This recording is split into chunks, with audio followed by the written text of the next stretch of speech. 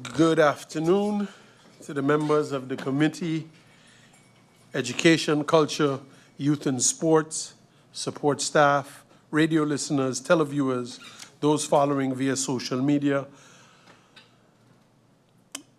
and members of the media. Welcome to this continuation meeting of the committee, Education, Culture, Youth and Sports, meeting number 3, today Friday, April 4th, 2025. I would like to give a special welcome to the Honorable Minister of Education, Culture, Youth and Sports, Ms. Melissa Gumbs, and her support staff. Welcome. We have established a quorum of 5 factions. Please stand for a moment of reflective silence.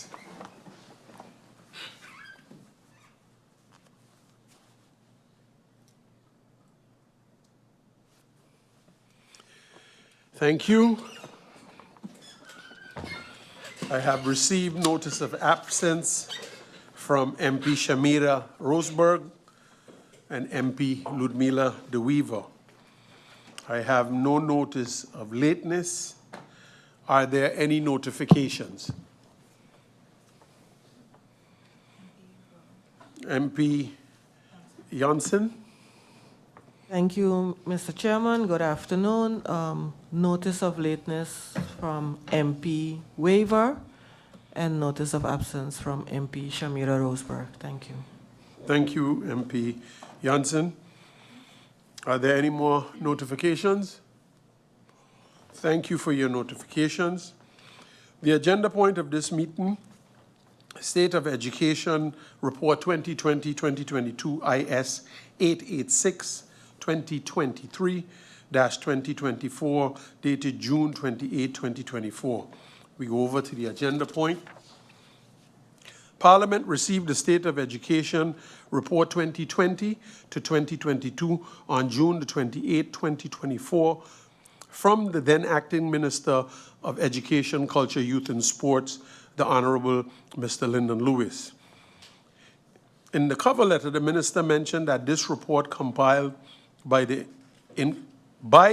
Inspectorate of Education, Culture, Youth and Sports is a merged report of the academic year 2020-2021 and 2021-2022 and contains information as received from the school boards of St. Martin. This committee meeting was initially held on Thursday, February the 13th, 2025, and adjourned as members were given the opportunity to state questions, and the adjournment was also to allow the minister the necessary time to prepare the response. Today, the minister has returned to provide answers to the questions posed by the members of Parliament. I immediately turn the floor over to the Honorable Minister of Education, Culture, Youth and Sports, Minister Gumbs. You have the floor.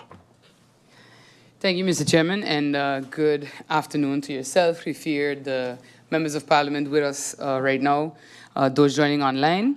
I'm joined today by SG Shamina Powell Richardson and Erin Ellis, Policy Advisor in my cabinet, and with that I will dive right into the answers. Starting with questions from MP Sarah Westcott Williams. Can we get, using the same comparison mode if available, the numbers dating back approximately 5 years? Through you, Mr. Chair, all State of Education reports dating back to 2011-2012 have been submitted to Parliament over the years.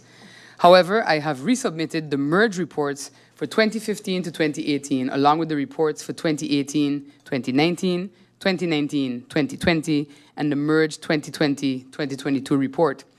This will provide an overview of the education sector's status during that period. Given the large volume of data from this time frame and the current tool used by the Inspectorate to compile the information, it's not technically feasible to submit this information at this time. How far are the preparations for the 2023 year report on the state of education?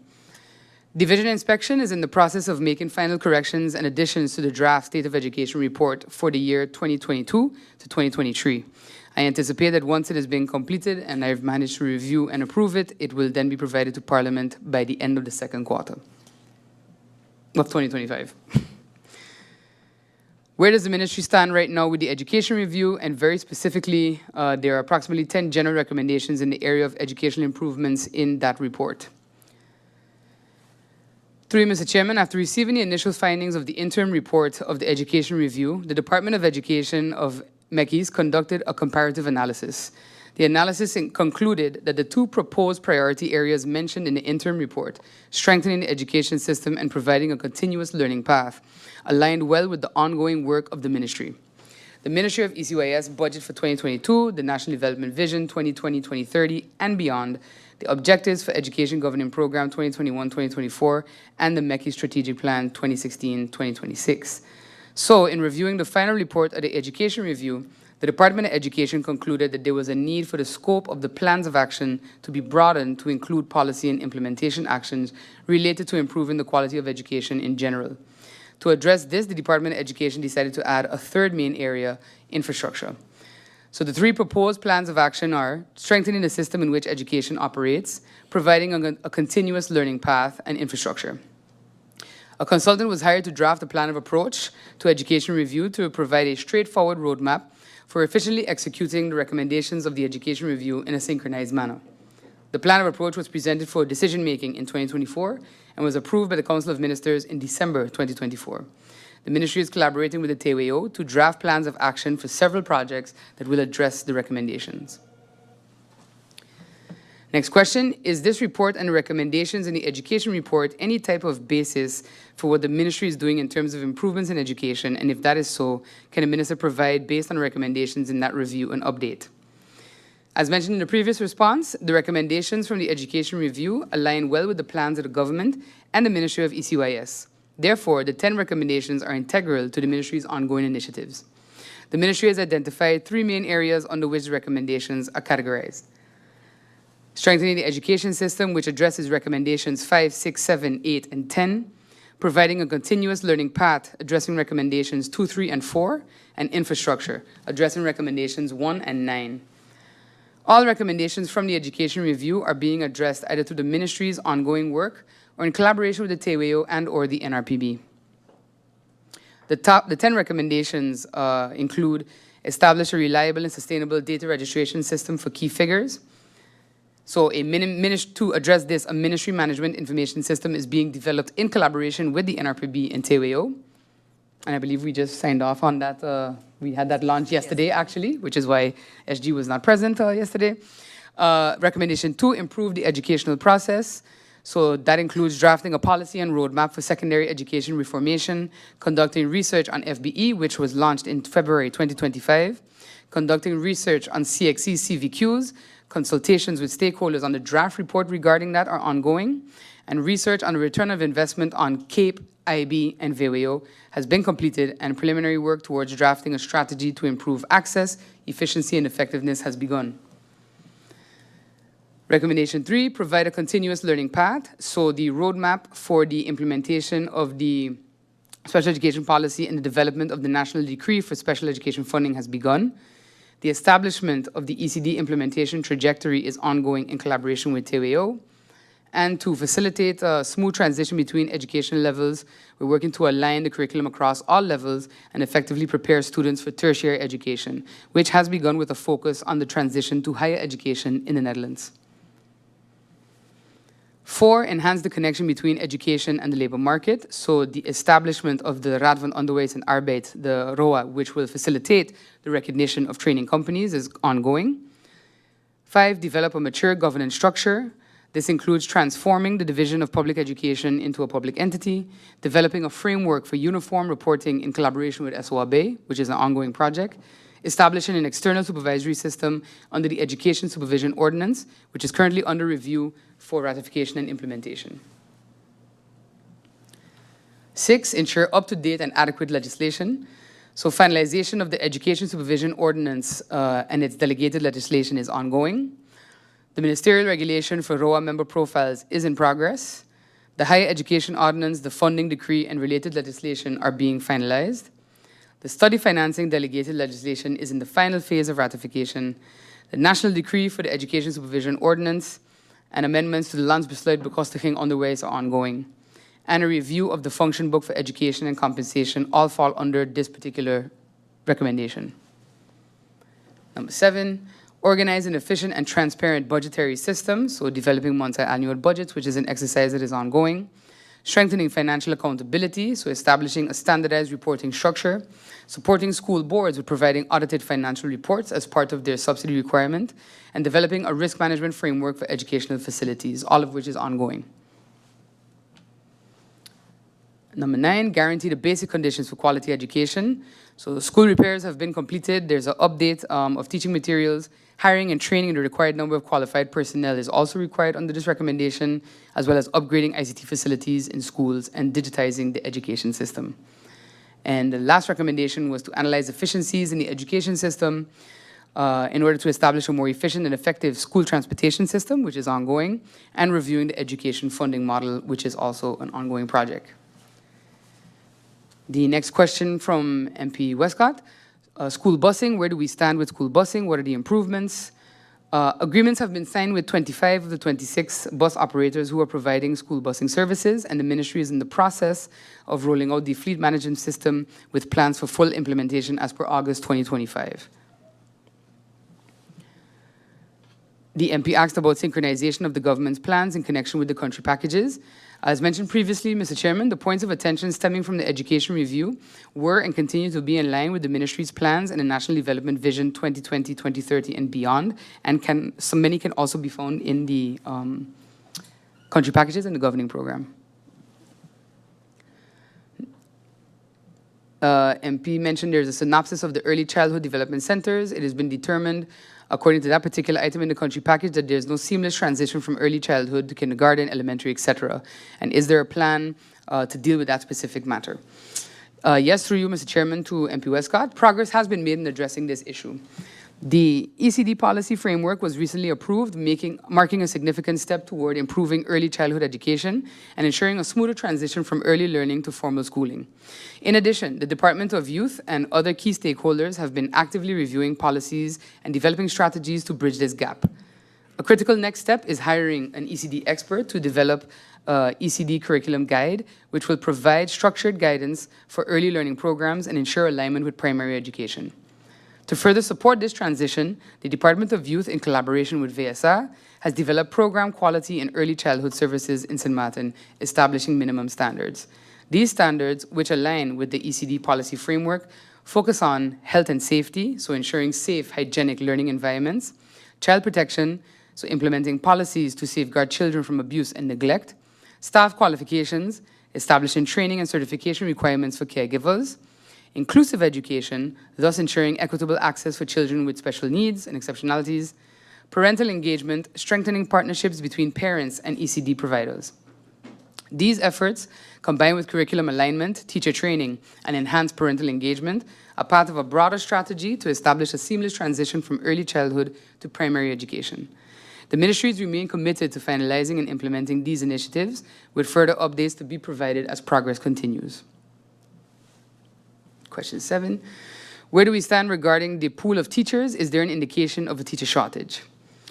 The teacher shortage is a complex issue, as some schools have specific criteria for hiring educators, including alignment with their institutional values and educational philosophies. Secondary schools are also responsible for selecting teachers who have a teaching certification to complement their specific skill set if it was acquired as a bundle. So, for example, ICT certification with a teaching certification versus history teacher. Schools have been posting vacancies via various media platforms for the new school year, and recruitment is ongoing. I'd also like to note that the teaching shortage is a regional and global issue.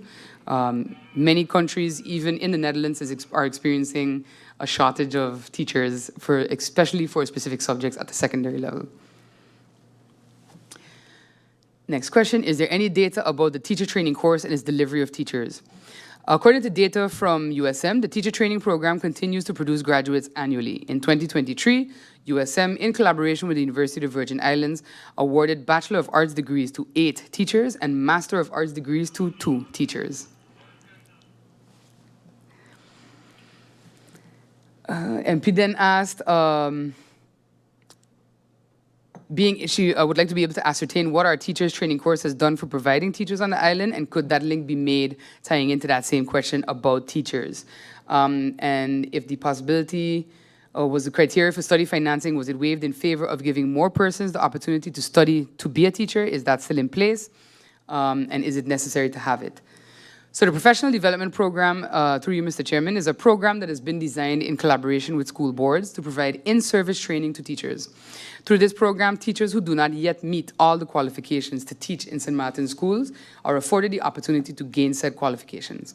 There are no policy or legislative changes to exempt prospective teachers from any of the study financing application requirements at this time.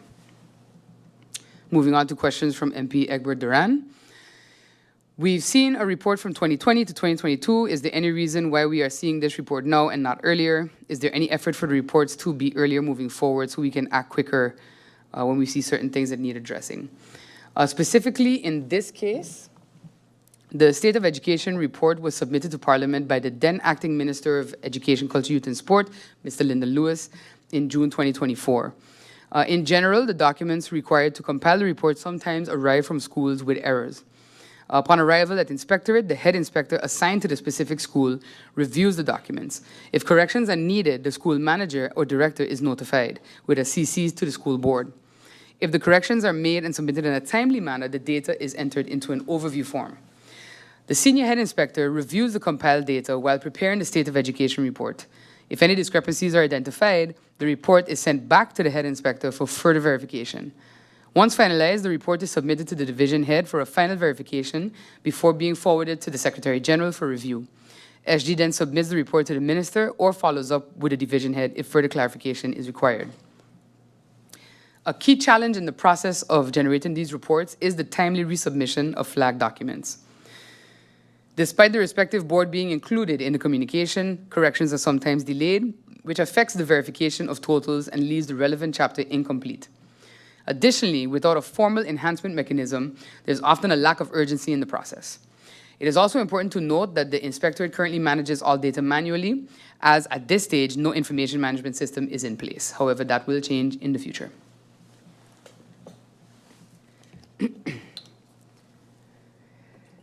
Social promotion, MP asks, is this seen as in certain circumstances where a student is too old, they would then be promoted automatically based on age? So she would like to know, what is a social promotion? Social promotion indeed is age-based. In primary school, a student must leave by the age of 15. If a student is not eligible for placement after testing at the school for special needs education, so their IQ is too high, he or she remains in mainstream and at the discretion of the school can be socially promoted by age.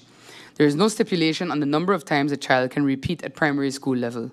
However, having, for example, a 13-year-old in a class with 8 or 9-year-olds is not ideal. These students who show signs of academic struggle may be eligible for AGEO placement in lieu of sitting the FBE exit exam in Group 8.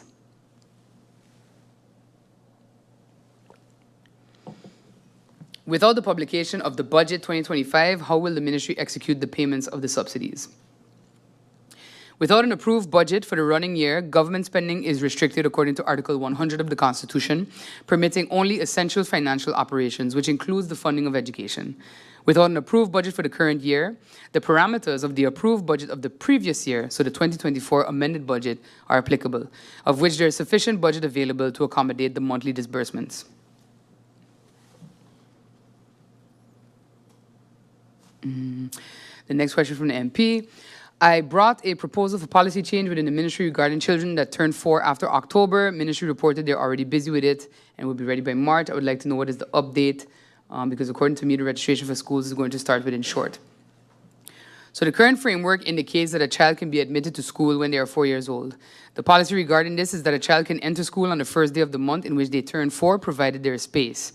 The proposed amendment that's coming indicates that children who turn 4 after the first school day and ultimately December 31st can start school on the first day of school. A child that turns 4 after January 1st and ultimately June 30th can start school on January 1st. Following the 2025 budget debate and seeing that the amendment of the LOT is expected to be before Parliament in the coming weeks, the Department of Education consulted with the 4 primary school boards and Division of Inspection to determine if the minister would have their support in terms of applying the new policy per the 2025-2026 academic year, as they're currently in their registration process. The school boards are in favor of the amendment, and however, I'm still discussing with them about the actual ratification and implementation date. Has the ministry ever thought of subsidizing schools more that are excelling in terms of getting better results for our youth? So the Department of Education is currently conducting a long-term comprehensive review of the lump sum system, focusing on the following key areas: improve financial accountability, standardized reporting processes, preliminary recommendations for improvement based on the indexation and actualization of funding parameters, establishment of quality indicators, and development of an evaluation framework. With these elements in place, regular and more comprehensive reviews of the funding provided to school boards can be conducted, enabling evidence-based recommendations for improvement. At this stage, we aim to explore new methods of funding beyond the regular sustainability of institutions. This includes considering performance-driven funding and other incentive-based approaches to school financing.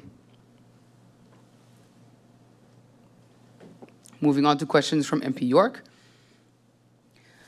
There was a chart of the flow of primary education to secondary. Would it be possible to get the chart of the years before that? So 2018, 2020, etc. As was stated in a previous response, all State of Education reports dating back have been submitted to Parliament over the years. However, I've resubmitted the merged reports for 2015 to 2018, along with the reports for 2018, 2019, 2019, 2020, and the merged 2020, 2022 report. This provides an overview of the education sector's status during that period. Was there another reason for the decline in student count between the 2 years? So the reason for the decline in student count can't be directly ascertained at the level of Inspectorate ECYS alone. This would need additional assessments carried out via Civil Registry and the Statistics Bureau to analyze that decline further. Can we agree on some form of structure in receiving the reports moving forward? I think it's important to note, Mr. Chairman, that Parliament, that the compulsory education report regulated by the National Ordinance states in Article 8 that the Minister must present the annual report to Parliament before October 1st. However, regarding the State of Education report, the National Ordinance on Foundation-Based Education states in Article 6, Section 3, that the Minister must present the report to Parliament, though no specific date is stipulated for this. While I understand the origin of the question, we are, of course, working, as I mentioned in a previous answer, with sometimes delayed information received from school boards. So it's my intention to urge them to comply with the reporting timelines that we have requested, especially in terms of corrections, so that moving forward, these reports can be generated by Inspectorate with the correct data from the school boards in a faster manner. There are slides regarding teacher absenteeism and credentials. Are there any slides on the promotion of teachers? How can we stimulate this? Is data collected? School boards oversee the promotion of teachers in their employment, and this data is not collected for use in the State of Education report. What are the plans moving forward with the Ministry of Education and the Ministry of VSA regarding the synergy of early childhood and further streams education? The Ministry of ECYS and the Ministry of VSA are working together to strengthen the continuity between early childhood development, ECD, and primary education. The goal is to ensure that early learning programs align with primary education, helping children develop the cognitive, social, and emotional skills necessary for a smooth transition through the education system.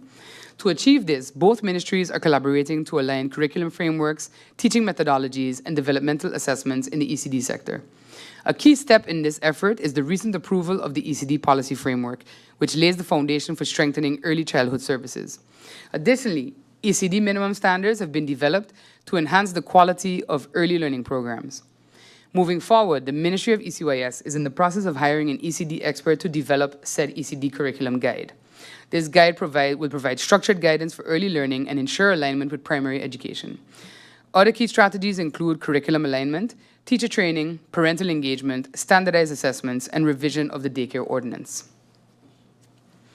The ministries remain committed to implementing these measures to ensure a seamless transition for young learners and improve overall educational outcomes. What are the steps being taken to take that process of promoting teachers to the next level? The ministry is taking several steps to enhance the promotion of teachers by improving career development pathways and addressing structural challenges within the profession during the coming years. Key initiatives include the Professional Development Program, PDP, launched in 2021 in collaboration with USM and UVI. This program does provide ongoing training and certification to help teachers meet legal qualifications and advance in their careers. 2, research on career progression. So conducting research to identify ways to improve career growth opportunities for teachers, ensuring clear advancement pathways. Updating the function book. So there are plans in place to revise the function book, which defines teachers' roles and responsibilities and aligns with career development goals. Exploring compensation changes. The ministry is assessing potential adjustments to the compensation structure to provide fair and competitive remuneration, supporting career growth. And strategic marketing for teacher recognition. Efforts are being made to enhance the perception of the teaching profession, raising its value and encouraging career progression. The ministry is in the process of discussing these possibilities to realize these ambitions in the coming years with the TWO. Next question, as it pertains to stimulating teachers to further their education, how is the minister planning to combine that with the tier system and potential promotions moving forward? The ministry has plans for the development of a licensure and certification system that links professional development to promotions and salary increases during the course of the next couple of years, and is seeking support from TWO to actually realize this project. What are the plans regarding the program for gratification of teachers? Although, in this case of the subsidized schools, it is the responsibility of the competent authority, the government of St. Martin already funds gratification for teachers of the funded schools who are eligible for gratification. The school boards provide information on staff eligible for gratification annually with their request for funding for the upcoming school year. The ministry reviews this information and processes the request for gratification accordingly. The funded school boards, in turn, are responsible for making these funds available to the respective staff members. MP commented that data of the teachers can be broader, that data collected as it pertains to satisfaction of the teachers, it's not every year, but does the minister plan on doing a survey like that every year?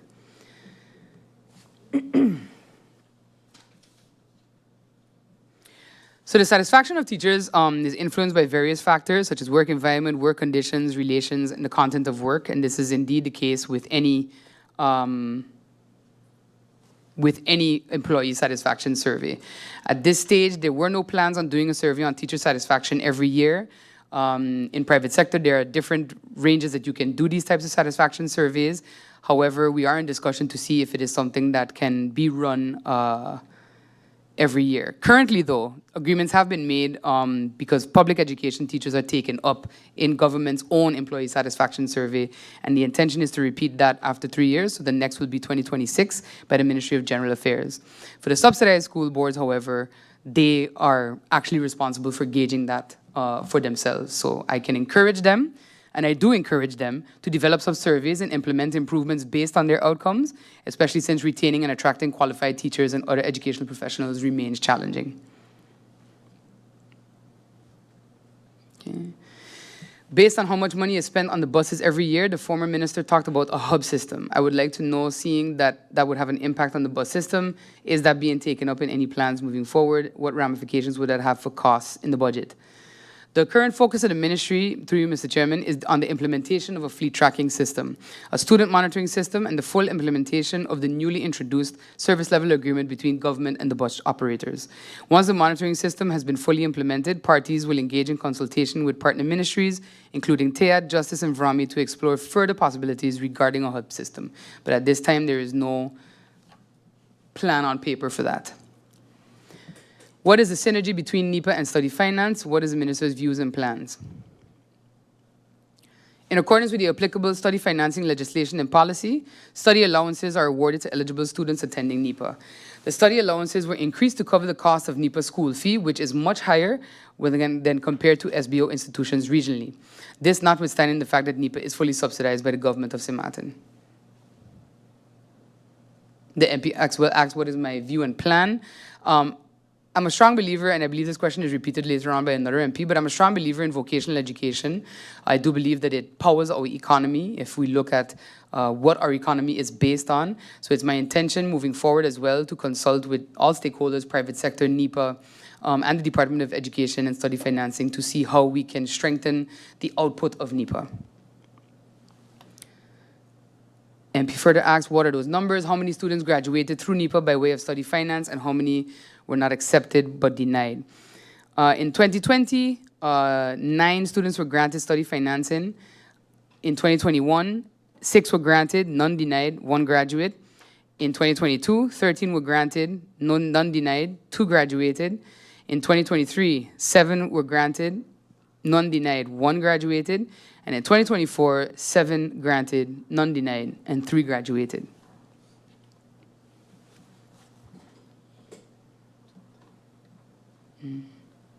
for a total of 7 graduates out of 42 study financing recipients for NEPA. And we can have a discussion based on that particular ROI. However, there are different factors that impact the students at NEPA, even if they receive study financing. Many are working full-time, working 1 or 2 jobs, and are unable to sustain actual attendance to the program. So this is one of those further conversations to be had as well with private sector, because they cannot continue to ask for qualified individuals without also giving some leniency in terms of attending school to become a qualified individual. Moving on to questions from MP Jansen-Webster. Can I see historic data? We've now seen 2020, 2021. When can we receive 2022 until 2023? As was stated earlier, Division Inspection is in the process of making final corrections and additions to the draft State of Education report for the year 2022-2023. I anticipate that once it's completed and it has been reviewed, it can be provided to Parliament by the end of Q2 2025. What is being done with the immigration issues of the teachers to ensure that we have the teachers that we need? So the Ministries of VSA, Justice, and ECYS have been discussing the immigration and labor permit process for teaching staff and have consulted school boards to determine what challenges the boards meet when hiring foreign teaching staff. Certain steps in the process to obtain an employment permit have been adjusted by the Ministry of VSA to streamline the process for teaching staff. School boards have also been advised to start the recruitment process earlier in the year to enable sufficient time for the processing of different permits and validation of credentials. This matter does remain a priority, and the Ministry of Justice and VSA and I are in constant communication on how we can solve, in particular, the immigration issues. Is the ministry looking to add agriculture and tourism to the curriculum, or are they a subject in the curriculum already? So school boards for the subsidized schools are the competent authority regarding the offering of subjects at this moment and should adhere to the rules and regulations in education when doing so. Agricultural science and tourism are subjects that can be offered at the CAPE level, while agricultural science is offered at the CSEC level. Agricultural science is a practical subject, and educational institutions will need to provide their own access to land to establish a plant nursery. The topics of agriculture and tourism are addressed in the FBE national curriculum that is used in the primary schools. These topics are also addressed in secondary schools based on the contents of the curricula that the schools are using. The MP mentioned that she would have liked to see how our children are doing in education, the basics, and if it's available, if it can be sent. Mr. Chairman, through you to MP Jansen-Webster, I would like to state, this question was quite broad, so I would kindly ask if perhaps MP Jansen-Webster could send a more specific version of the question in writing and we can respond in kind. For example, I'd like to know if the MP is referring to primary, secondary, academic or vocational, that particular year, 2020-2022, or current, as the information to be compiled and sent would then vary based on those parameters. What are schools doing to assist children who cannot speak the English language, seeing as we have compulsory education? So schools immerse ESL students into the language and differentiate according to specific needs. School boards that are the competent authority should have a language policy that outlines such situations that are executed at the school level. Has the issue of students not speaking the English language been identified as a problem by the ministry? What is being done to address this? Do we have funds for this? In my visits to the schools and in my meetings with the school boards, several school boards did identify that they have issues with 1 or 2 children. It is not at a rate at which we can say that it is a great problem for the ministry. School boards that are the competent authority, of course, are legally tasked with the delivery of quality education, so they should have their own language policy that outlines how such situations are executed at the school level. But moving forward, it is, of course, the request that has come to us to try to find ways to have more ESL certified teachers on the island available for students who are coming from different mother tongues. Do the private schools have the obligation to report to the ministry, and if those numbers could be included as well so that we could see how they are doing compared to other schools? Private school boards currently do not have a legal obligation to report to the ministry. However, the legal framework is being amended in the amendments to the primary and secondary education laws that are included in the draft law on education supervision. One of the private schools, next question, one of the private schools has a focus on STEM education. What are the plans regarding more emphasis on STEM in the classroom? I just have to clarify, Mr. Chairman, that STEM is now regarded as STEAM, which stands for Science, Technology, Engineering, Arts, and Mathematics, recognizing, of course, the significant role that the arts play in the learning and teaching of science, technology, engineering, and math. Based on my school visits, in which I visited public, subsidized, and private schools, there is some form of STEAM education occurring across all schools, although some deploy STEAM education better than others. When it comes to STEAM, it's about the how, not the what. STEAM education is primarily a methodology, an interdisciplinary approach that integrates the disciplines to foster critical thinking, problem solving, and creativity in students. Its aim is to provide an adaptable framework for education that highlights the relationship between those subjects and all subjects. So the methodology promotes project-based learning to promote technical, scientific, and artistic training at all educational stages. So instead of sitting and reading from a textbook or following a blackboard, students are actively engaged while in and out of the classroom. The popular belief has been that STEAM education is bringing devices to the classroom, but having a smart board in a class does not mean that the methodology is being used, nor does it mean that STEAM is actually being done. So the introduction of devices, tools without a structured methodology, and adaptation of teaching style and approach does not actually fit the bill. The ministry, through the Division Education Innovation, recently secured funding to organize a series of trainings for teachers in secondary schools on how to properly and effectively incorporate STEAM into their curriculum.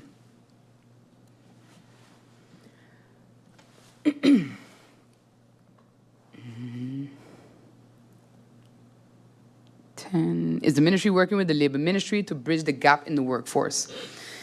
Yes, the Ministry of VSA and ECYS are working together to bridge workforce needs, as evidenced by our collaboration in the Strategic Education Alliance Work Conference 2024. So this initiative focused on strengthening connections between education and the labor market by fostering knowledge exchange, professional development, and structured career pathways for students. Key outcomes included creating education networks across the Dutch Caribbean, enhancing career guidance programs, and developing agreements for student support and workforce preparation. These efforts indicate ongoing commitment to aligning education with labor market demands. Last year, as part of one priorities list of the Strategic Education Alliance, the C, USM drafted a labor market analysis report for St. Martin, and we're currently in process of reviewing the report and how that will impact, for example, the study financing priority list. How many technical skilled people are coming from NEPA? So from 2020 to 2022, social pedagogical workers at level 2 and level 3. In 2020, we had 17 graduates in each stage. Level 2, 2021, we had 19. Level 3, 6. Level 2 in 2022, we had 0. Level 3, 9. For RNs, in 2020, we had 10. In 2022, we had 2. For LPNs, in 2020, they were 10. In 2022, 7. For cooks, level 1, 2020, we had 8. Level 2, 9. In 2021, we had 6 level 2. And in 2022, we had 10 level 1s. In business admin, level 3, in 2020, we had 7. In 2021, we had 1 at level 3, 4 at level 4, and in 2022, 7 at level 3. For hospitality level 1, 2020, there were 6 students, 2021, 7, and 2022, 4. For educational assistant level 4, in 2020, we had 12, 0 in 2021, and 9 in 2022. And automotive level 2, in 2020, 15, in 2021, 10, and in 2022, 9. For ICT level 2, 2020, 13, 2021, 15, and 2022, 7. For electric, level 2, 2020, 0, 2021, 13, and 2022, 8. And maritime, level 1, in 2021, there were 8 students. General property management, in 2022, there were 10. What is the ministry looking at as to when we'll be able to develop young people to fill the void in these areas and the technical areas in our workforce? The development of young people, through you, Mr. Chairman, in technical fields is a continuous process, and it requires a structured and collaborative approach. Rather than setting a rigid timeline, our focus has been on creating an enabling environment where young people gain the necessary skills, experience, and opportunities to thrive in the workforce. In the short term, we're strengthening technical and vocational education by aligning curricula with industry needs and job training programs. In the medium term, we aim to enhance workforce integration through targeted training, certification pathways, and partnerships with employers. In the long term, the goal is to build a resilient and innovative technical workforce by fostering lifelong learning and adaptability. The commitment is to ensure that young people not only enter the workforce, but also advance and contribute meaningfully to national development. Moving on to questions from MP Omar Atley. Data is not just numbers. I would like to see the minister's plan to improve the situation in education. To you, Mr. Chairman, I will be honest, because this report is from 2020 to 2022, I have not made any plans based on this data because it is already outdated and it's not constructive to build or share plans on outdated data. Any action that's going to be taken on this particular data should have actually been implemented by my predecessor's predecessor from the previous administration. In my previous function, I also asked this question in terms of a vision for education to my predecessor's predecessor. Didn't get much clarity. I will say that since coming into this ministry, I've discovered that there are many plans existing that simply need a decision maker to begin implementing them, as well as a commitment from the Council of Ministers and Parliament to not touch as much as possible the budget of ECYS. Education is an area where the investment required is significant, and the return on investment is not seen for at least 18 years. Because we've been culturally trained, I think, to expect and demand instant gratification, such a wait for a return on investment is usually met with frustration, and so budgets are cut with no thought to the far-reaching consequences for young people today and 18 years from now. As for plans, I can refer the Member of Parliament to the governing program, which was submitted to Parliament and details the legislative, policy, and project agendas for each department under this ministry, as well as critical division-related activities.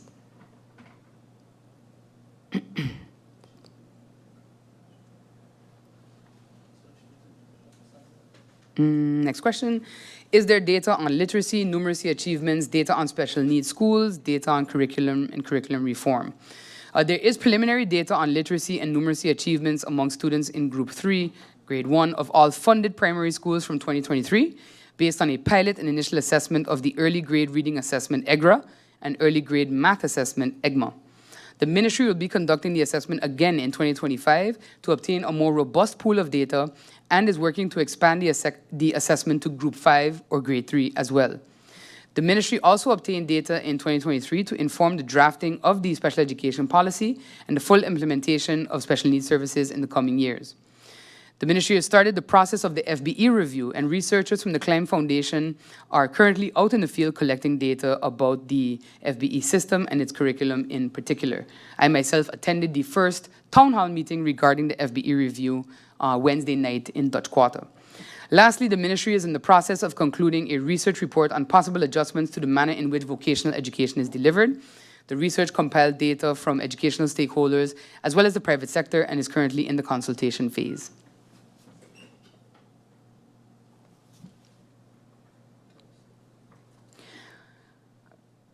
What are our kids failing with? What percentage of our kids are failing due to whether it's mathematics? How can we increase certain data?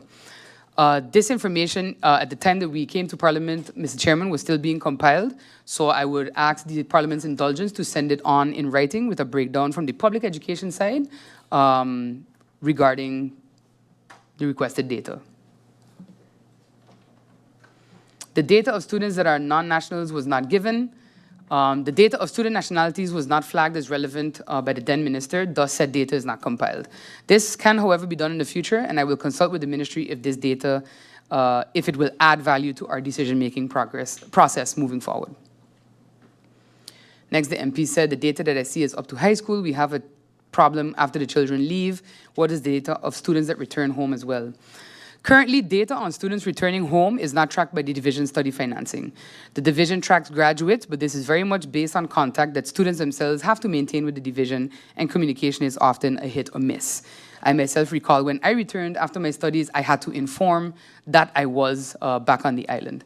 Many students do not communicate that they plan to return home in spite of a policy that's currently implemented, and we are going to be discussing ways in which we can improve that communication between graduates and St. Martin and their plans for the future.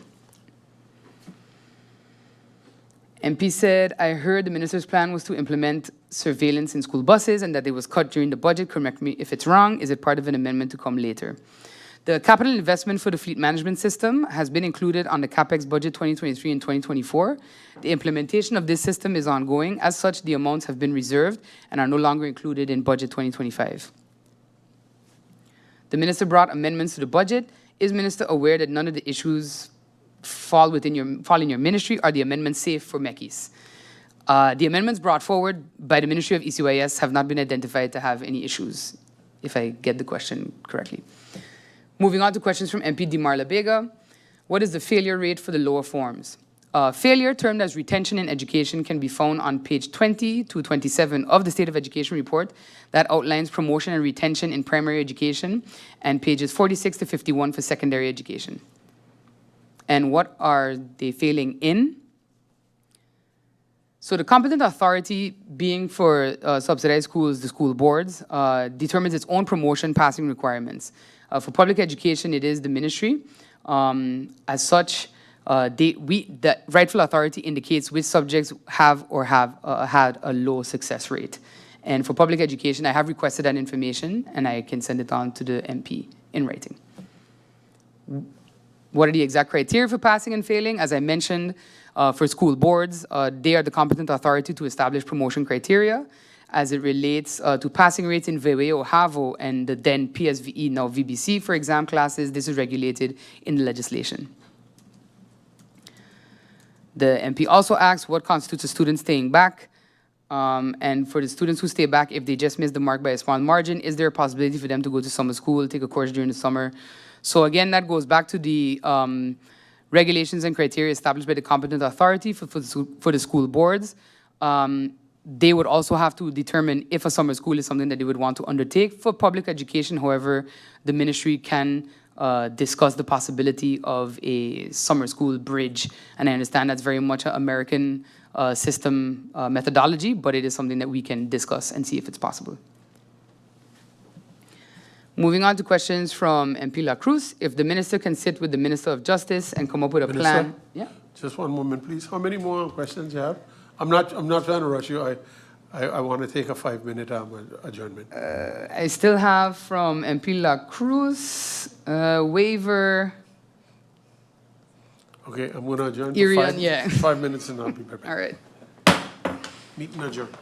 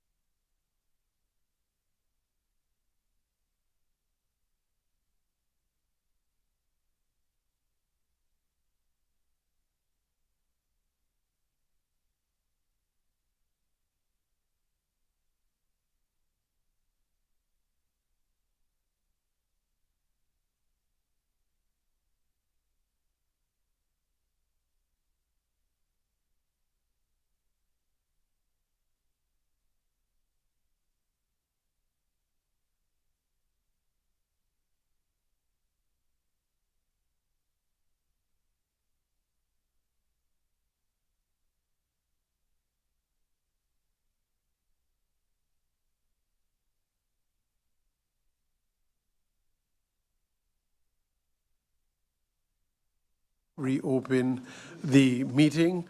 I'll pass the floor right back to the Minister of Education, Culture, Youth and Sports, and thank you for your indulgence. Minister, I know you was on a flow there. Thank you for your indulgence. Minister, you have the floor. Thank you, Mr. Chairman. As I stated before the break, moving on to questions from MP La Cruz. If the minister can sit with the Minister of Justice and come with a plan to speed up the process of teachers who are waiting for documents. As mentioned earlier, I have reached out to the Minister of Justice to discuss the situation and come to a solution because as I also mentioned earlier, the issue of the labor permit, the issue with VSA, that has been streamlined pretty well, but the challenge now remains with immigration. And based on my school visits, the Minister of Justice and I agree it's untenable because you have students that are being taught online with a teacher that is simply waiting for an immigration document to be processed. So that is something that we are collaborating on moving forward. Would have liked to see the figures from 2016, 2020 in one presentation to see what's going on. As mentioned earlier, the State of Education report isn't meant to be an annual report per school year. However, the challenges in receiving corrections, as mentioned previously, some ministers have opted to combine annual reports, as was the case with the then sitting Minister of ECYS. But the State of Education reports dating back to 2011-2012 have all been submitted to Parliament and presented. Why does it take so long to get truancy numbers, and are there consequences for the schools when they are late? This question may be related to the compulsory education report, which has data pertaining to compulsory education. This particular report, however, focuses on the quality of education. There are no citations for late submission of data to Inspectorate for the compulsory education report. The submission and schedule for submission are both legal requirements. How exactly are subsidies distributed or divided among schools? The criteria for receiving funding are outlined in the National Decree for the Funding of Education, so the LB Bekostiging Onderwijs. After the initial request is received, the ministry evaluates the school board for eligibility, which includes, among others, the social need of the school. Once deemed eligible for funding, a school board submits a request for structural funding on a yearly basis, accompanied by a number of substantiating documents, as outlined in Article 3 of the National Decree for the Funding of Education. The structural funding of school boards is calculated based on the number of students registered by the schools on December 1st of the year prior to the academic year, and values of the infrastructure and contents of the schools for which funding is requested, and it uses a lump sum system. The lump sum system was implemented to enable deregulation and increased autonomy. By using this system, more responsibility is placed with the school board for controlling the received funds for financing, while increasing transparency and accountability of school boards for the spending of government funds, additionally giving an impulse to the quality of education. Moving on to questions from MP Waiver. When it comes to the subsidy for the schools, I know the calculation is basically per head count. In a sense, how does that work for the bus payments? Is it the same concept? Bus payments for trips to and from school are currently made per trip in accordance with a policy established in the mid-1990s. However, trips to and from, for example, swimming lessons, is compensated per student. The ministry is in the preliminary stages of launching a research study to further inform the compensation structure for school bus service providers in a way that would be sustainable for all. Who is checking the buses to ensure that only students are there to use the buses? To date, the ministry does not have the required personnel to control who's utilizing the bus services that are made available primarily for students. However, with the implementation of the fleet management and student tracking system, the ministry is expected to have more control over who is using the system moving forward. What is being done by the ministry as well when it comes to the professional development and opportunities for teachers to be able to grow? The ministry is actively supporting professional development of teachers through the Professional Development Program, the PDP, and specialized training initiatives. Launched in 2021 in collaboration with USM and UVI, the PDP provides ongoing training and certification to ensure that primary and secondary teachers meet legal qualification requirements while also enhancing their skills. Additionally, as part of the implementation of the special education policy, the NRPB is funding the development of a virtual training module to equip teachers with the necessary skills to support students with special educational needs. These initiatives demonstrate the ministry's commitment to continuous learning and upskilling within the education sector. What can be done on an education and ministry level to help support these persons that are local and willing to contribute on a higher level as well, and to be able to feel like they're enhancing within their career? As mentioned previously, we're actively supporting the development of teachers through the PDP and the specialized training initiatives that I outlined in the previous answer. These initiatives do, of course, demonstrate the ministry's commitment to continuous learning and upskilling within the education sector, and is available to subsidized and public school teachers. Are there any plans related to special needs? Yes, the ministry has several initiatives planned for the phased implementation of the special education policy in 2025.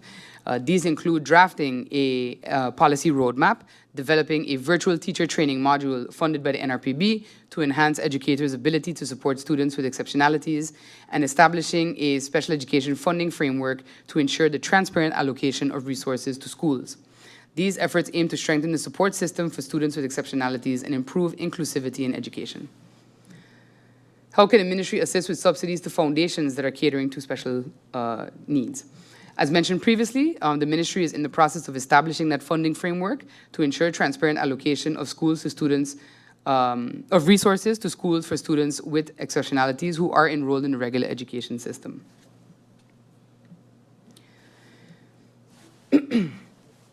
What is the complete vision of the minister when it comes to education on the island? My vision, as I outlined in the governing program, is to ensure that everyone, from government to parliament to the general public and all concerned, recognize that the Ministry of Education, Culture, Youth and Sport is actually the most important ministry within the government apparatus. I say this because the success or failure of any nation rests on the success or failure of its educational system and academic pursuits, as well as the strength of its young people. Under my leadership, it is my vision that the Ministry of ECYS, through evidence-based decision-making and policy creation, will facilitate an environment where the Semartan community is encouraged and empowered to participate in lifelong learning initiatives. These initiatives must foster a united force that collectively promotes and protects the island's culture and heritage, strengthens youth advocacy and amplifies youth voices, and contributes to the development and advancement of sports programs that support a healthy lifestyle from the cradle to the grave. The Ministry of Education, Culture, Youth and Sport, in my vision, should be the driving force behind St. Martin's long-term growth and resilience. Education shapes the future of our nation, culture preserves our identity, youth empowerment fuels innovation, and sports foster unity and well-being. And it's my hope to get the support of all stakeholders to make this vision a reality. Throughout this term, of course, with the support of the ministry, I'll continue to champion institutional agility, education reform, cultural preservation, meaningful youth participation, and sports development, ensuring that our legislative policy and project agendas create lasting opportunities for all. By strengthening interdepartmental and interministerial collaboration, modernizing our curriculum and improving literacy and numeracy, investing in our educators and expanding youth empowerment initiatives, it's my belief that we'll build a more inclusive, dynamic, and forward-thinking society. Can the minister provide the inspectorate comprehensive assessment report carried out on the public schools, and has anything been done? Through you, Mr. Chairman, I was unsure if the MP was referring to the quality teaching report from Division Inspectorate. If that is the report that the MP was referring to, then of course that can be forwarded to Parliament. With regards to whether anything has been done with that particular report, a presentation was made to COM by my predecessor, and it's my intention to await the results of the FBE review currently ongoing, and then utilize the data and recommendations from both reports to finalize a way forward. What are the plans regarding the EGMA and EGRA? As I mentioned, the ministry is presently preparing plans to administer the EGMA and EGRA assessments in Group 3, Grade 1, during this present school year, and the assessment is planned for the first week in the month of June 2025. Can the report be given regarding the EGMA and EGRA to Parliament? Yes, a copy of that report, the 2023 report, can be provided to Parliament. Is there also budget for this moving forward, and what are the plans of the ministry? As mentioned before, yes, the ministry is preparing to administer these assessments again this year, and it is funded by the Trust Fund in collaboration and with some use of the ministry's budget as well. Moving on to questions from MP Irian. What is the position of the minister or the ministry? Mentioned what do you want to accomplish with this report, and that it is a report full of data. Well, as I stated earlier, I don't believe in making decisions based on outdated data. Additionally, as I mentioned, there's already an FBE review in place to identify the challenges faced by all stakeholders where it pertains to education. My position remains to await the outcome of the FBE review and then utilize that report as well as the more recent quality teaching report by Inspectorate to finalize a way forward with stakeholders that will yield tangible improvements in education. Regarding what I hope to accomplish with the report, my predecessor, now MP Lyndon Lewis, submitted this report to finalize a process that was not completed by his predecessor. So I'm simply fulfilling his efforts to clear the significant backlog in MECIS regarding reporting to Parliament. MP mentioned we would remove the part of the funds to SWAB for audits and have SWAB carry out the audits on behalf of the schools due to the cost. I would like to know from the Minister, do you agree with the current ways that the school boards receive subsidy? As stated earlier and during the 2025 budget debate, the lump sum subsidy model is under review as it has raised some challenges with subsidized schools, in particular those with a vocational education component when it comes to covering costs. Once this review is complete, recommendations will be implemented to ensure that subsidy calculations are more realistic with costs and budget realities of both schools and the ministry. The MP mentioned a covenant was presented by the Y2 union. Is government still going to sign this? Mr. Chairman, through you, I recall the covenant that had been previously signed with Y2 regarding the vacation allowance, the jubileum, I believe, and the 2% indexation. The Ministry of General Affairs and the Minister of Finance, as co-signatory, have been invited to present to Parliament the draft national ordinance on the vacation and leave regulation, which includes changes that will further implement this particular covenant. Legislation pertaining to other civil service anniversaries included in the covenant is currently at Parliament, and the advice concerning the payment of the 2% indexation is in process of being finalized within government. It should be handled in the Council of Ministers in the coming weeks. Next question. In the report, it says that 59% of teachers had bachelor's and master's degrees. MP stated again, it's just data. This is a report full of data. What do you want from us, the members of Parliament? What do we do with this report? Is 59% high? Is it satisfactory for government and the minister? Do you want to increase that amount? What do we do with this data? And if it's low, what measures are being taken to increase the qualification levels of the teachers? Mr. Chairman, sorry.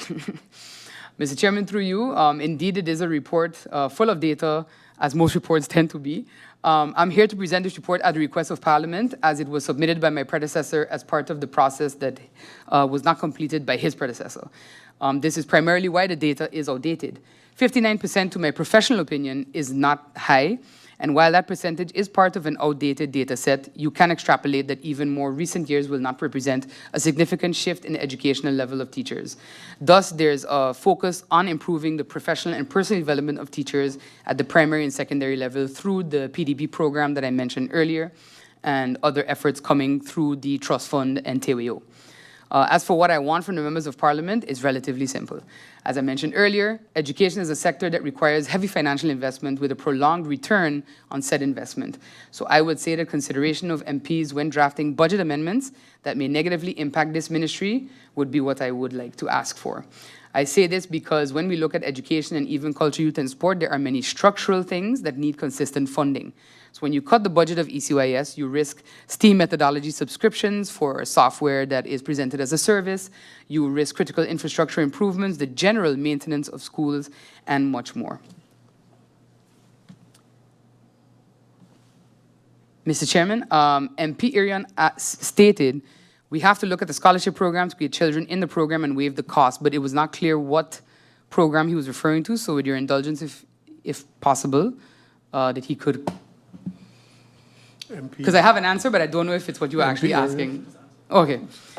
So we assumed that the MP was referring to vocational education. So the funding of advanced vocational education in St. Martin is provided to cover the cost of operation and personnel expenses for approved SBO programs for students of St. Martin, with the objective of maintaining high levels of access. High tuition rates for program participation serves as a barrier for participation for particularly younger unemployed students who lack a starting qualification or may come from disadvantaged circumstances.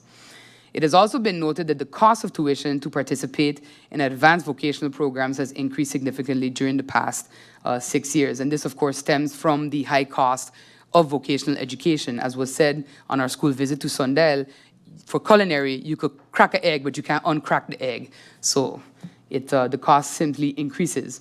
This phenomenon does, of course, have the potential to affect student enrollment. So taking this into account, the ministry is embarking on research to propose a policy establishing the maximum height of tuition for students attending advanced vocational education. The school board offering these programs have been requested to collaborate with the ministry during the 2024-2025 academic year to commence research for this policy. Eligible students attending advanced vocational education can request study financing from government via the Division of Study Financing, and vulnerable students may also be eligible for funding via the Ministry of VSA. And of course, the funding for vocational education is also under review to ensure that we can mitigate those cost increases of the eggs. How are we aligning the supply-demand from now? How are we supporting the nurses program, for example, to be able to feed into the hospital in the next 3 years? As I mentioned earlier, the Ministry of CECYSA and VSA are collaborating on how we can streamline the supply-demand for various vocational professions. With regards to nurses, the ministry has recently validated the School of Nursing program offered by the NEPA. This validated program is eligible for funding, ensuring its sustainability once offered. Moving on to questions from MP Katai. Overuse of electronic devices has become a large concern. Can we seek some solutions on this topic where we can actively engage with schools on device usage, where a healthy balance can be sought? We also need to have a balance where it doesn't just stifle the growth of the same young minds due to the negative effects of this digital exposure. I thank, through you, Mr. Chairman, MP Kotai, for the question. The ministry supports the statement about the overuse of electronic devices and the negative effects that this digital exposure may have on young minds. A critical component, however, of combating device overuse is actually parental involvement. While I may not have children of my own, I have spoken to parents in my circle about the reality that consistent screen time and even the content of the entertainment being viewed from a young age actually impacts developmental goals that many children are meant to meet. For example, there are studies that show that Cocomelon, a popular show for parents with toddler-age children, negatively impacts brain development to the point where children are not meeting speech development targets. Through the Department of Youth and the Division of Education Innovation, this type of fact-based information will be communicated more often with the general public. Where it pertains to in the schools, however, the deployment of STEAM methodology is often confused with screen time. It's often confused with the overuse of screens. And consumption of screen-based content. However, as I mentioned in my previous answer to MP Veronica Janssen-Webster, it is a methodology that is rolled out using project-based learning initiatives that combine all those elements. So there are limits to the amount of screen time that you are exposed to. The majority of screen time exposure happens outside of school. It does not happen in school, and that is why I stress on the need for parental involvement and control when it comes to mitigating the risks of screen overusage. Moving on to questions from MP Roseberg. Are we up to date with the funding decree legislation? Are we still on the page? Are we still on the same page with having this completed for Q2 2025? The ministry is in the process of conducting the review of the lump sum system and expects to finalize the amendments related to the review in 2026. However, in the immediate short term, the ministry has completed a working draft of a small amendment related to bringing clarity to the manner in which financial reporting is done. This amendment is currently being reviewed alongside advice from Yezet and Wei after its initial vetting. The MP asks for a clear timeline of where we are with legislation, ministerial arrangements, and the Ordinance on Education Supervision. So the Department of Education is currently developing and finalizing several legislative products. These include, excuse me, the finalization of the Landsverordening Onderwijs-toezicht, the LOT, Q4 2025, draft and finalized delegated legislation for the Landsverordening Onderwijs-toezicht, Q4 2026, the finalization of the Higher Education Ordinance, happened yesterday, a finalization of Funding Decree Higher Education, Q1 2026, draft and finalized delegated legislation Higher Education Ordinance, Q1 2026, commencement of drafting the ministerial regeling for the Onderwijsraad, Q1 2025, and the draft and finalization of the delegated legislation for the safety of students, Q4 2026, and the amendment to the Landsbesluit Bekostiging Onderwijs is expected Q3 2026. Is there any collaboration between VSA and ECYS for a structural breakfast program? Not at the moment. There was a pilot of the NutriKids pilot breakfast program done with VSA in 2023-2024, but there has not been continued collaboration on this program, I believe, due to funding constraints. However, I am in discussions currently with the Collectivité of Saint-Martin on collaboration for a comprehensive structural meals program for Dutch-side schools, which is why a health inspector accompanied myself and my team on all school visits. So I'd like to also thank said inspector and the Minister of VSA for allowing their participation in those visits as we continue these discussions with the Collectivité. How is the ministry handling expulsion as it relates to compulsory education? The handling of expulsions follows a structured process to ensure fairness and adherence to policy. First, a request for a 5-day suspension for the student is submitted to the inspectorate. The school then informs the student's parents, who are then given the opportunity to appeal the suspension through the official school board appeal procedure. Within the 5-day suspension period, the school submits the full case file to both the inspectorate and the respective school board, detailing all interventions made to assist the student before expulsion was considered. The school board then formally requests expulsion, including the complete student file. An inspector or truancy officer will objectively review the file and determine the next course of action. If additional information is needed, the officer may meet with the student or parent. The case is then discussed with the division head for feedback based on the plan of action. If necessary, the school board may request an additional 5-day suspension to complete the process, with the parent and student being notified of the extension. During this second suspension period, a meeting involving a school board representative, school management, and the inspectorate will finalize the process. If the school board continues to pursue expulsion, the student will receive a letter of expulsion within the 10-day suspension period, and a copy will be sent to the inspectorate. The letter will include the name of the primary school willing to accept the student and details on the right to appeal the decision. If the process is not completed within 10 days, the student will return to school on the 11th day. For students attending primary education, the school board must find another school willing to enroll the student before expulsion is final. It is the parent's responsibility to enroll the child in the new school within a week of the expulsion. The truancy officer will document each meeting with incident reports, and the inspectorate ensures the procedure is followed in compliance with the law. How far are we regarding the enforcement of the law on compulsory education? The National Decree of March 22, 2023, containing general measures to determine the method of monitoring compliance with the Compulsory Education Ordinance, so the National Decree on Compulsory Education Supervision, is valid and effectuated from May 10, 2023 to present. Is the ministry thinking about starting a campaign together with law enforcement again to make the community aware of consequences when not abiding with the law? This will form part of my discussions through you, Mr. Chairman, with the Minister of Justice on our committed collaboration with regards to crime prevention, starting, of course, with our young people before they escalate to further crimes in young adulthood. And with that, I've come to the end of the answers to the questions received from the members of Parliament, and I look forward to any other questions. Thank you. Thank you, Minister Gums. Is there any need for additional deliberation on this topic to the members of the committee? MP La Cruz, you have the floor. A blessed afternoon, Mr. Chairman, Griffier, my fellow colleagues, those listening via social media, Minister of ECYS and her support staff. Minister, I'd like to first start by thanking the Minister for being thorough with the answering of her questions, and her staff is doing an extremely good job. Also, the fact that whenever I reach out to the Minister, I get the Minister and she moves on, you know, whatever it is I suggest. So I like that. Thank you, even though I'm not part of the coalition. Good job.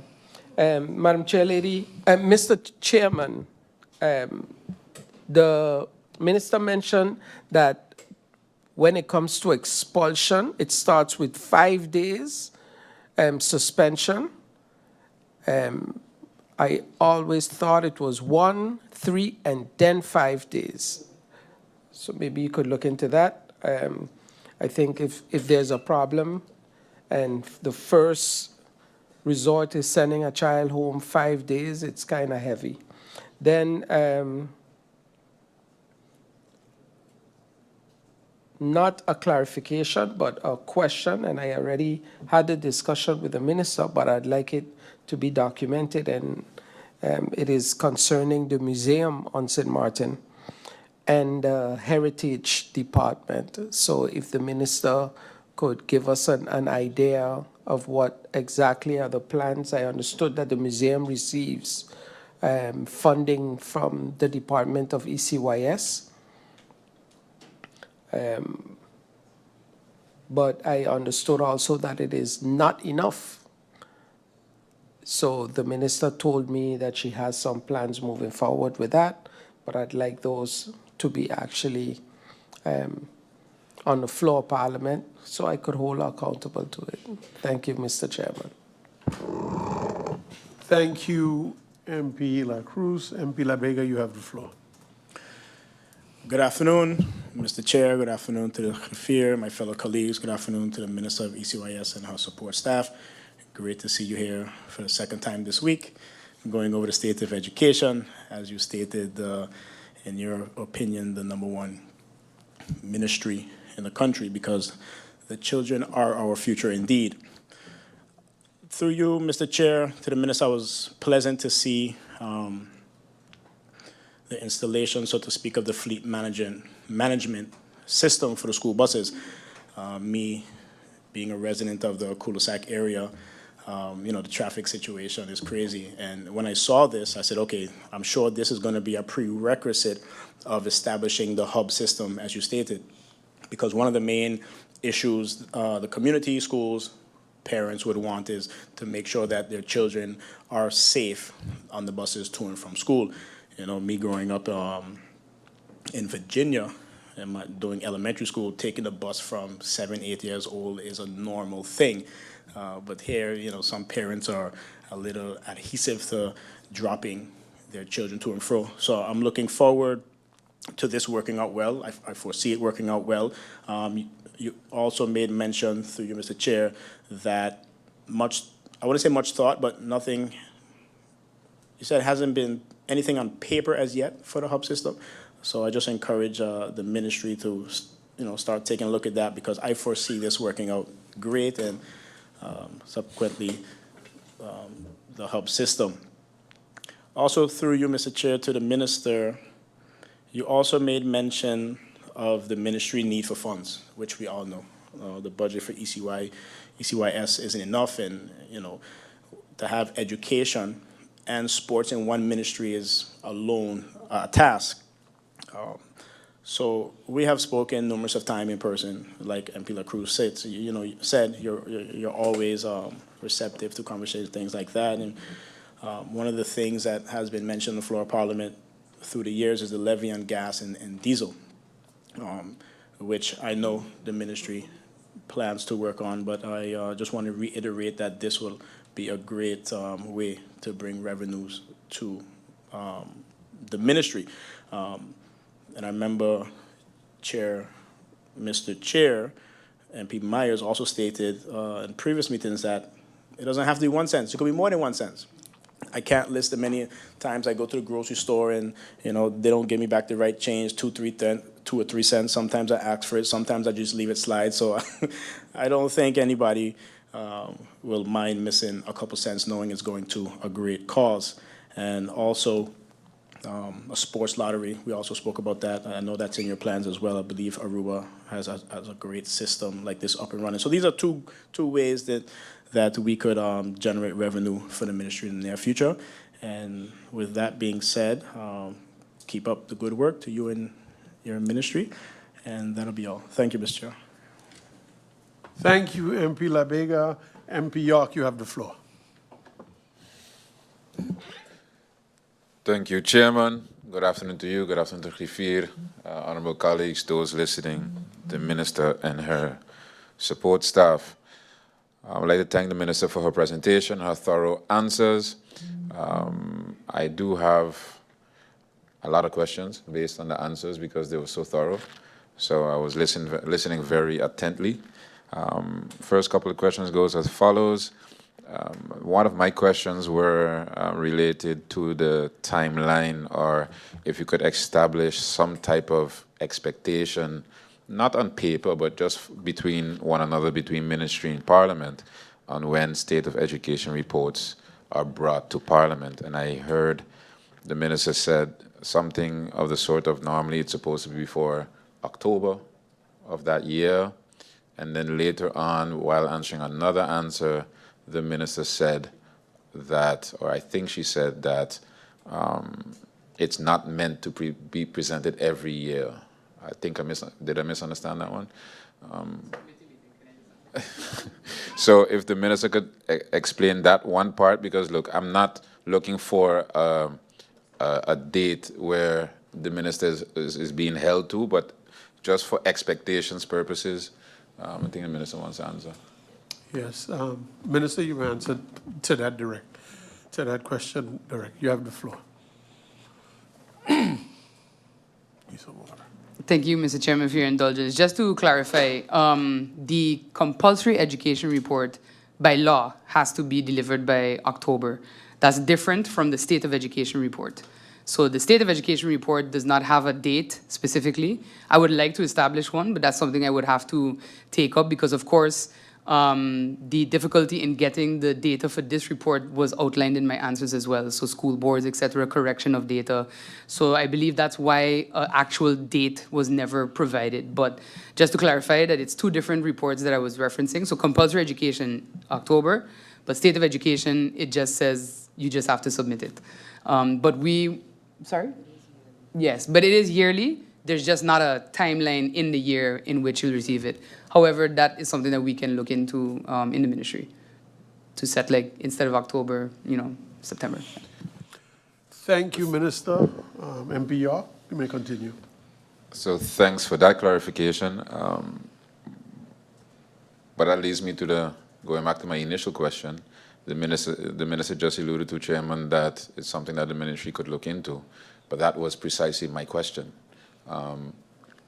Can we, and if so, what can be the expectation between Parliament? And again, it's not something you can hold a gun to your head for. At the end of the day, it's just more of a what can we expect from the minister when it pertains to this particular topic. Of course, it can change, but I think myself, as some of the other colleagues, would like something in the near future where we can get a date, because now we just discussed 2020 to 2022 by no fault of the minister, Chairman, but I don't want to believe that 2022, 2023 isn't already ready.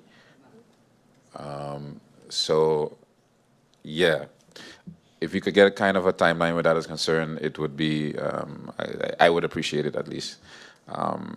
Pertaining to timelines, in listening to the minister's answers of the various questions that allude to timelines, I can't name them all because there were a couple, but I noted two answers that the minister tend to repeat anytime it pertained to a timeline. And those answers were next couple of years and incoming years.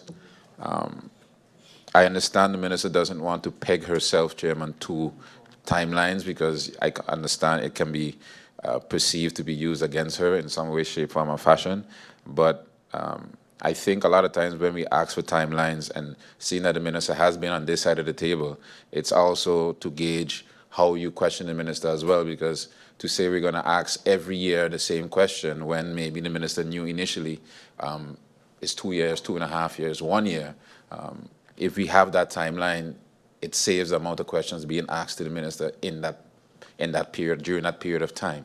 So I would like to urge the minister, ask the minister to be a bit more specific, or try to be a bit more specific where possible, to give an indication of what a possible timeline could look like for any type of goal that the minister is trying to achieve. Next thing about compulsory education. In the beginning of the answers, the minister alluded to, I forgot what the exact term was, but in primary school, if a student was to resit a class X amount of times, you automatically are promoted. I don't know what the exact term, I forgot it. Social promotion, yes, thank you. So via means of social promotion. But to me, in the secondary schools, there's a little disconnect between compulsory education, which is the law, and certain policies of secondary schools, because in some secondary schools, if a child resits the class twice, they have to leave the school, right? And to just play devil's advocate, sometimes, depending on the behavior, depending on the history, etc., of that particular student, that student cannot be accepted or admitted to another school. That's where basically the law or the policy of the secondary schools supersedes the law, right? So what is the plan? Seeing that the compulsory education law is quite new in comparison to the policies, what is the plan of the ministry to fix that little, I would say, bubble in the connection between policies and law? And then next, I have the subject of NEPA. I must say there was a reason I asked the question of passing graduation versus financing. That number was basically 16%, going off of the numbers given by the minister. I think if we don't pause at that number, I know this is a State of Education report meeting, but if we don't pause, I don't want to make it about NEPA, but if we don't pause at that number, I don't think we'll be doing our jobs right now, right? To me, that number of 16% is staggering and is very alarming. And in the answer from the minister, Chairman, the minister pointed out that, yes, it has a lot of external factors, whereas, for example, students, when it comes to finances or working a full-time job, etc., and yes, all those factors are true, or could be true, could play a role, but they are not the only factors as well. I think we'll be all fooling ourselves where that is concerned. Another side of that would be what's the responsibility of the institution or the school where that is concerned, because everything cannot lie on the student, right? So I would like to know what is the maximum capacity of NEPA. So basically, if the school were to be full, what would be the maximum amount of students that NEPA will be able to tend to? And what is the current number of students attending NEPA? The reason I ask this is because the feeling, I've asked a couple questions to a couple students, and the feeling is that the school is empty, right? The school is empty, and that some students, a lot of students, have a bit of distrust towards management, right? I think that's a public secret by now, not pointing any fingers. This is just a feeling. I'm not saying it's a fact. And if you were to delve a bit deeper into the situation, stability has a lot to do with it, right? Over the last 11 years, the school has had 13 directors or adjunct directors, and with that comes different visions, different manners of approach, different ways and manners that teachers are being treated, or different expectations of teachers, which can also hamper or have effect on the floor, basically amongst one another, the working atmosphere, and that could have an adverse effect on the students. Aside from that, you have graduations where the diplomas on the graduation day aren't ready, the grade lists aren't complete, and you have a steady flow of teachers leaving the school. So to just gloss over that number of 16% and just say, hey, it's because of the external factors of the student, I think we're missing the ball on that one. So I would like to know, what are the ministry's plans as it pertains to NEPA? Because the minister, Mr. Chairman, said that she believes in vocational education. I believe the minister when she says that. But if I were to think back to the presentation given a couple of weeks ago, NEPA was in the budget that was presented, but it was nowhere in the presentation. The school itself. Other schools, yes, where NEPA was concerned, it was not in the budget. And what I mean by that is, indirectly, I don't feel, when I just say we as a government are not giving NEPA the attention that it needs. And that is clearly reflected in the number, the passing grade of the school. So I would like to know what is the plan of the ministry as it pertains to addressing NEPA. The bus fleet management system, I would like to congratulate the minister on that. It's something that needs to happen. Anything in a positive direction in education, especially when it comes to the students, especially on the buses, is needed. I do have a couple of questions about it. In the article about it, it referred to route optimization. What is meant by that? I understand that it has to do with traffic. If I read correctly, it has to do with traffic patterns, et cetera, et cetera. How are these traffic patterns identified with the system? And what does the system mean with route optimization? Because if, coming from someone that used to take the bus going to school, if a bus runs the route of Middle Region, Sucker Garden, Town, and basically coming up to South Reward, what optimization would the system offer to that bus? Because the minute you change one road, you have an X amount of students that are not being able to be picked up. So I would like to understand what is meant by route optimization. And lastly, the article reference addressing situations promptly as it pertains to fights on the bus, etc. So I would like to know, does the ministry, as in education, and the justice ministry, have a policy or a plan when it comes to consequences for these students or parents or whomever that are identified in these videos? Because it's one thing to identify it, but it's the next thing to have a plan on how to promptly address the issue. So I would like to know if these issues have already been thought on, or they're still in the planning phase. And with that, that would be it for my questions, Mr. Chairman. Thank you very much. Thank you very much, MP York. MP Westcott Williams have the floor. Thank you, Mr. Chairman. A good afternoon to you, a good afternoon to my colleagues, a good afternoon to the Minister of ECYS and her support staff. Mr. Chairman, through you to the Minister, first of all, thank you, Minister, for your reporting and also updating us as you went along in the State of Education report.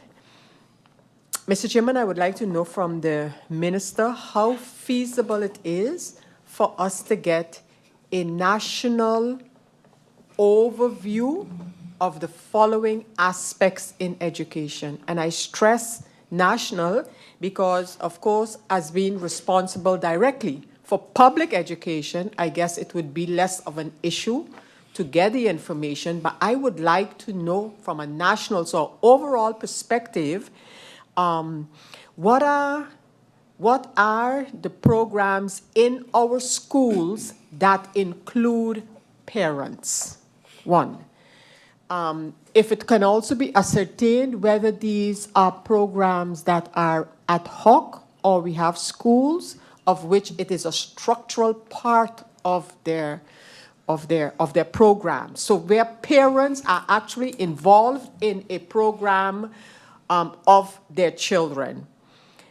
A similar overview in terms of feeding programs in schools. How broad is it throughout our school system? I think that's a better way of asking the questions that I'm asking. So how broad is parental involvement in programs directed by the schools, and whether these are ad hoc or structural part of the program? And a similar overview I would like to receive regarding health programs in schools, such as vision and dental.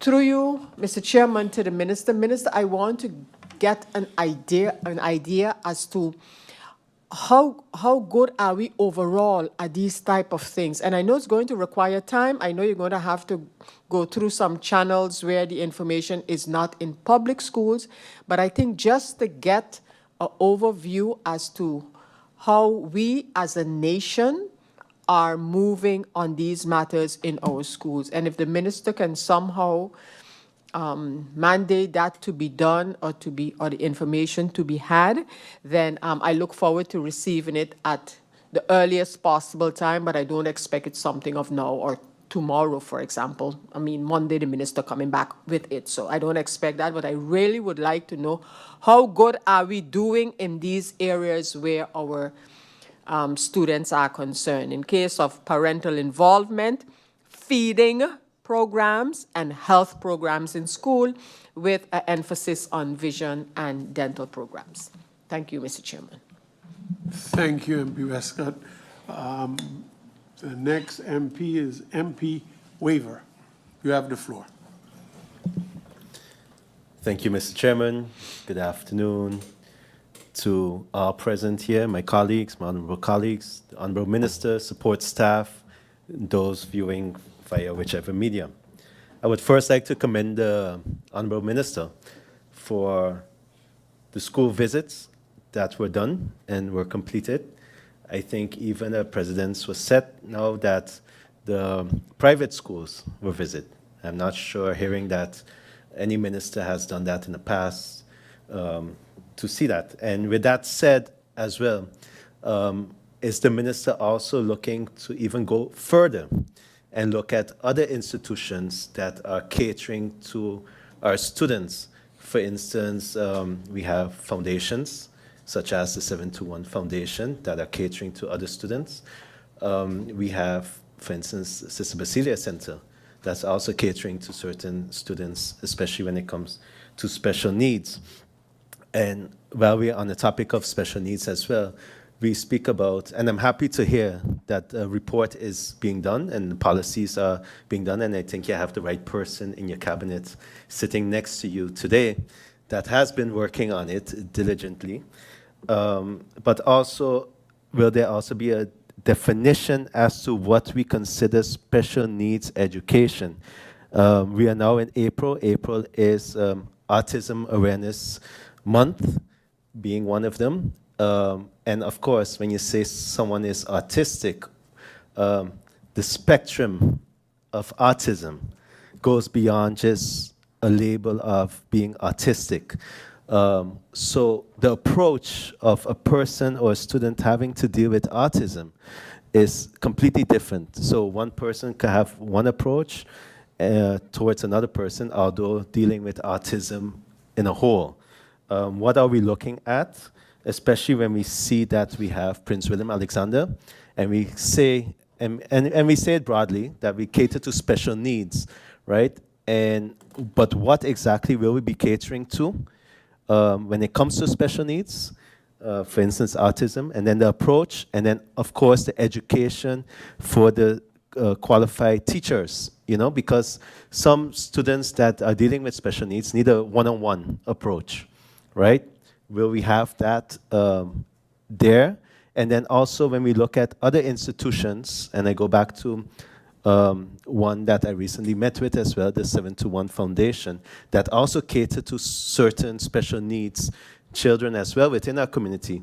How can we mesh that we see that, okay, whatever Prince William Alexander is not catering to, that we can have these kind of institutions step up as well, and also make sure that the funding is there, just as how the funding is there for Prince William Alexander, although they are not, how you say it, within the subsidy yet of government, that we are able to cater that, because at the end of the day, it's what the minister said too, the youth are the future, and it's something that we have to invest now, that we will receive the results 18 years from now. But not only that, but special needs has a whole social aspect to it as well, because it doesn't only affect the student, it affects the whole family and the communities at large. And then when we speak about that as well, we have compulsory education when it comes to the age of 4 years old, but yet testing of our students start at 6. So then there seems to be a gap there as well as to when we're able to recognize the children that need the special needs and the treatment thereof and the approach thereof. What will be done to be able to align the two when it comes to the compulsory education at 4, but yet the testing is at a later age to identify what's going on. Yeah, thank you, Mr. Chairman, for allowing me the floor. Thank you. I've been called Madam Chair twice already today. Thank you, MP Waiver. MP Duran, you have the floor. Thank you, Mr. Chairman. Good afternoon to you, my colleagues, the Honorable Minister, support staff, those that are tuned in, and a special good afternoon to the people of St. Martin. Mr. Chairman, a lot was discussed here in the previous meeting as well as this one, and a lot of information was given, so I would like to thank the Minister and her team for the responses given thus far. I do have a couple of queries, though. I would like to know through you, Mr. Chairman, what role does the Minister and or the ministry play when it comes to lawful expulsions or unlawful expulsions? So it's kind of a two-in-one question. So I would like to know clarity as to what role the minister plays in that sense. I know that maybe for private schools it's a different or maybe no role at all.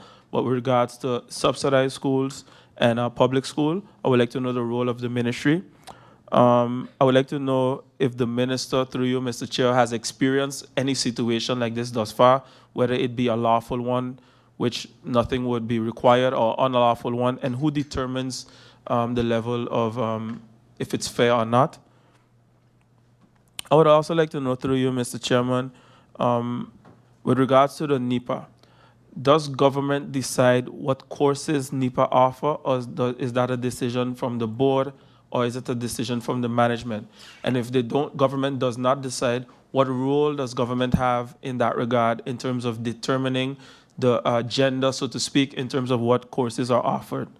And I'm not sure if it's already in the discussion or maybe happening. I'm not sure. I would like to know if, through you, Mr. Chairman, from the ministry, are there any online courses, opportunities within NEPA and or the USM?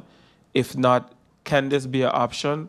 Or if the ministry is already working on it, how far along are we with this? Because there are some instances where parents don't have the opportunity to go to the physical location on a regular basis as is required. So I'd like to know if the ministry has ever considered offering such. Lastly, Mr. Chairman, we've got an air full of information with regards to the state of education. And a lot of times we focus on the negative part because that is what stands out the most. But I would like to take a different approach. I would like to know through you, Mr. Chairman, what are the options? Because I know a lot of the discussion is back in the days, if you were advanced as a child, you were allowed to skip a class. But it's very far-fetched in the sense of it's not that common. I would like to know, are there any structural, is there any structural infrastructure within the schools that if a child is advanced, that there are opportunities? Because what the private schools offer are different than what we can offer as public school and or government, or public schools and or subsidized schools. So the question is, in a nutshell, what are the options for students that are advanced, let's say between the primary school level and or even high school with subsidized and public schools? Thank you, Mr. Chairman, and I look forward to the answers. Thank you, MP Duran. I don't see any other MPs requesting the floor. Honorable Minister, do you need an adjournment or can you end 2 minutes? Okay, so it's 3:55. I'll adjourn the meeting until 3:50. I'll give you 5 minutes. I'll adjourn it until 4 o'clock and meeting adjourned.